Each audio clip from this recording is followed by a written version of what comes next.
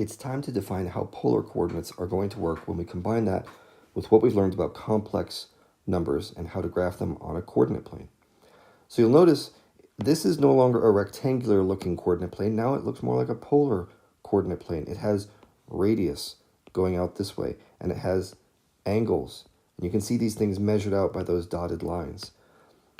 Okay, so we've done this with ordinary numbers. Now we're going to do them with complex numbers. The easy stuff we can get out of the way right at the beginning.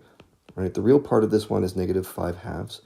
The imaginary part is 5 radical 3 over 2. And I'm pulling those just from the rectangular form of this number. The modulus we've talked about before. I'll just remind you very quickly. The modulus is the square root of the real part squared plus the imaginary part squared. For this particular problem, if you go through the math there, you'll get 5 for the modulus. Great. Here's where it gets a little bit new.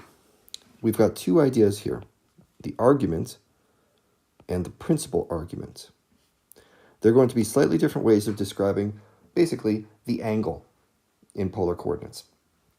And what I wanted to do is first remind you that angles are measured. Let me just switch ink here so we can squeeze a little more in.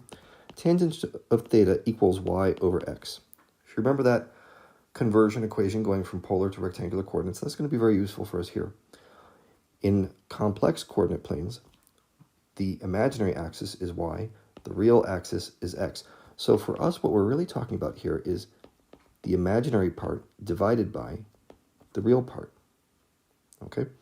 Now, if you actually go ahead and do that for this problem, what you will get is tangent theta equals imaginary part, it's right here, that 5 radical 3 over 2. Real part, right here, what you're going to get is not the prettiest thing, but everything's going to simplify out just fine, and you will get tangent of theta equals negative root 3 once you do that keep, flip, change junk. Okay, so tangent of theta equals negative root 3. Where is that true? Think back to your unit circle. You should remember there's two places where this could be happening. One is like here, okay? That's a place where tangent equals negative root 3. Here's another one. Over here. There's another tangent equals negative root 3. Well, which one is it? Here we go back to our rectangular coordinates for a clue. Notice that I have negative x and positive y. Okay. Negative x, positive y tells me I am in quadrant 2 over here. So we're going to always use the rectangular coordinates as a clue if there's some ambiguity and you're not sure which quadrant you're in. So we're going to be in quadrant 2. And the angle here is 2 pi over 3 from the unit circle. Now you'll notice, remember coterminal angles? These are the things where you would say, well, okay, I believe you that it's 2 pi over 3, but could it also be negative 4 pi over 3? Or spiral this thing around, 8 pi over 3? Well, yes, it could be all those things. And they would all be arguments of this function. But when we talk about argument, I mean, no one really likes coterminal angles that are gigantic.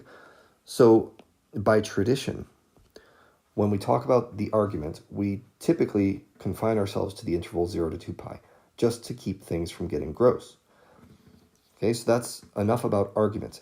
Principal argument is slightly different. Principal argument, and here I mean capital A, is just a different interval. And there's reasons for it that I just don't want to get into. But what we basically have to pretend is that the lowest you can have is negative pi, and the highest you can have is positive pi. So in this example, what I'm going to ask you is our argument outside of that interval, negative pi to pi?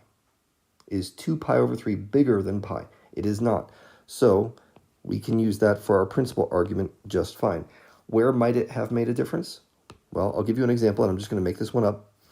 Let's say a different problem gave you an argument of theta of, I don't know, 5 pi over 4. Okay, I'm sorry, this ink is just not working for me. I thought it would be fine. It is not. Let's say in my different problem, I had argument of theta equals 5 pi over 4. Well, you'll notice that's bigger than pi.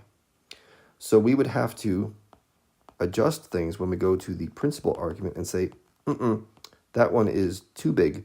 So we're going to find a coterminal angle that is similar to this. We're going to subtract 2 pi, and that would get me to this one, which is negative 3 pi over 4. So you may sometimes find yourself monkeying with the principal argument in a way to get it back inside this interval right here. Enough about that. Let's move on to closing this problem out. And I want to say what this number is, z, in terms of polar form. And look how this is written. It's written z equals r times cosine theta plus I sine theta. Well, we know what r is, right? R is equal to the modulus of z, which for us is 5. And we know what theta is. We just talked about that. That's 2 pi over 3. That's the argument. And I sine, and that also gets 2 pi over 3. So here's how you write something in polar form. You simply take the argument, put it into these two trig functions. You take the modulus, stick it out front, and there we go. That is the polar form. It represents exactly the same thing. It is this point right here, except in polar coordinates, not rectangular coordinates.